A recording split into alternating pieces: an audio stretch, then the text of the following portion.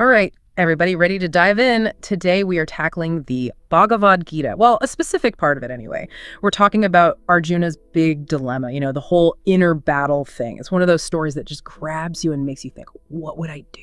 And that's what makes the Bhagavad Gita so powerful. It's a story within a story, part of this huge epic, the Mahabharata, but it zooms in on this incredibly human moment. Right, like here's Arjuna, this legendary warrior, totally fearless in battle, right? But then he's on the brink of war with his own family, his teachers, people he's known his whole life, and it just shatters him. You can practically feel the weight of the world on his shoulders. It's like everything he thought he knew about duty, about loyalty, about right and wrong, it all gets flipped on its head. And the text itself doesn't hold back either. It's vivid. His hands are trembling. He can barely lift his bow. That legendary bow, Gandiva, suddenly feels heavier than a mountain. It's a powerful image of how inner turmoil can just cripple us, even the strongest among us. Exactly. And this is where I think a lot of us can relate, right? Have you ever felt that kind of inner conflict, that pull between what you think you should do and what your heart's telling you? Oh, absolutely. That feeling of being torn in two different directions, it's universal. The Bhagavad Gita just takes that universal experience and puts it on this epic scale. Right. So picture this. Arjuna is freaking out. His mind's a battlefield all its own, right? And who shows up as his chariot driver? Krishna. Krishna. But this isn't some ordinary chauffeur, is it? Not at all. Yeah. Krishna is an avatar, a god in human form. He's there to guide Arjuna, not just through the battle, but through this massive existential crisis. So he's like Arjuna's own personal life coach, but with a direct line to cosmic wisdom? Exactly. I love it. And that's what makes this whole dialogue so interesting. Krishna doesn't just tell Arjuna what to do. It's not like, hey, here are the rules, follow them. Right. It's way more nuanced than that. He guides Arjuna through this whole philosophical journey, almost like a therapy session in the middle of a war zone. Okay, so what's the first move? How do you even begin to unpack this mess? Well, Krishna starts by challenging Arjuna's perspective. He's hyper-focused on this physical world, the fear of death, all that. And Krishna's like, hold on a second, let's talk about the soul. The soul, the Atman. Right. That's a pretty big concept to drop on someone who's about to go into battle. It's a game changer. So how does that play out? Well, Krishna's basically saying, look, you're worried about destroying the body, but the soul, that's a whole different story. The soul is eternal. It can't be destroyed, only transformed. Okay, so trying to wrap my head around that one, it's like you're saying the soul is this energy, right? Yeah. It just keeps going, even after the body's gone. Exactly. Wow. Okay, so you're Arjuna, you're about to face your family in battle, and someone hits you with this concept of an eternal soul. That's a lot to process, all right? So we've got this eternal soul thing, but how does that help Arjuna, like practically speaking? He's still got this massive battle in front of him. Right. It's not like this knowledge suddenly makes all his problems disappear. So what's Krishna's next move? He brings in this whole other concept, dharma. Dharma. Okay, so that's a word that gets thrown around a lot. It's one of those words that's tough to translate, Right. Like, what's a good way to understand it in this context? Well, sometimes it's translated as duty, but it's bigger than that. Okay, listening. Think of it like a cosmic order, right? This Yeah. web of actions and consequences. Dharma is about understanding your place in that web, your unique role. Okay, so it's not just about following rules blindly. No, not at all. So more about understanding the bigger picture. Exactly. And acting in a way that's in alignment with this bigger picture, with your true purpose. That's deep. So where does Arjuna fit into all of this? What's his dharma in this whole mess? Well, Krishna reminds him that as a warrior, his dharma is about upholding justice, protecting the innocent, even if it means facing difficult choices, even if it means going against people he cares about. Because in the grand scheme of things, it's about something bigger than just him.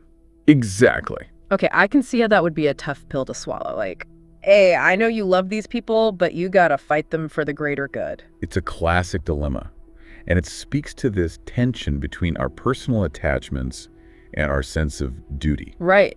And how do you even begin to reconcile those two things? That's where karma yoga comes in. Karma, like what goes around comes around. Sort of, but karma yoga is more about how you act, not just the consequences. Okay, explain that. So it's about acting with detachment from the results of your actions. You do what's right because it's right. Not because you're expecting a reward. Exactly. Or because you're afraid of punishment. Wow.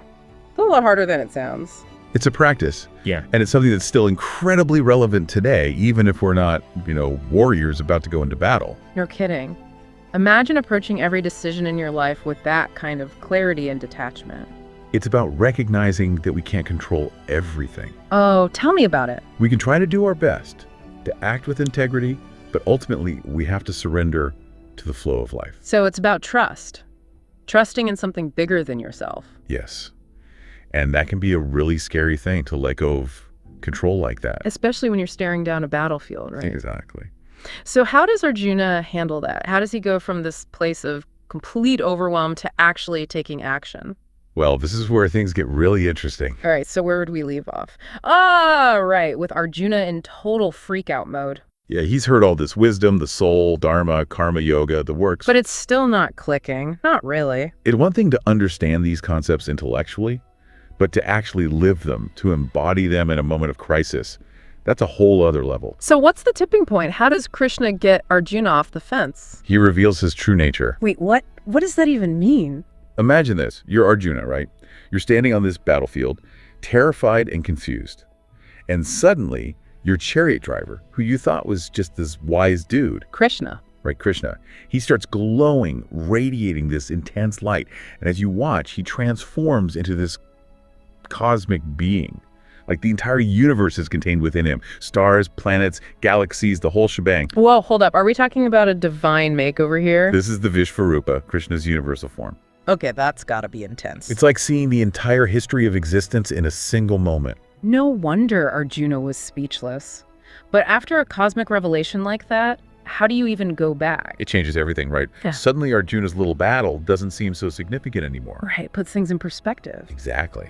And it's in that moment of awe, of complete surrender, that bhakti yoga kicks in. Bhakti yoga. Okay, new term. Break it down for me. It's the path of devotion, surrendering to something far greater than yourself. So it's not just about knowledge, it's about faith. Exactly. Trusting that there's a bigger plan, even if we don't understand it. And that's what finally gets Arjuna moving. In that surrender, he finds his strength. He picks up his bow, not out of obligation or fear, but out of a deep understanding of his place in the grand scheme of things. Wow. Talk about an intense therapy session. Okay, so we've covered a lot of ground here. Eternal souls, cosmic duty, the power of letting go. How do we even begin to apply all of this to our own lives? Well, remember what I said earlier. We all have our own Kurukshetras, our own internal battles. Right, those moments where we're torn between different paths. Exactly. And in those moments, we can remember Arjuna. We can ask ourselves, what's my dharma here? What's the right course of action, even if it's difficult? And trust that there's a bigger picture, even if we can't see it yet. Exactly. We all have that inner wisdom, that voice guiding us toward our higher purpose. Sometimes it just takes a moment of stillness to hear it. That's a great takeaway. So to wrap things up, remember, next time you're facing a dilemma, a tough choice, channel your inner Arjuna. Remember the lessons of the Bhagavad Gita. Find your dharma, act with integrity, and trust in the cosmic dance. Thanks for joining us on this deep dive. Until next time.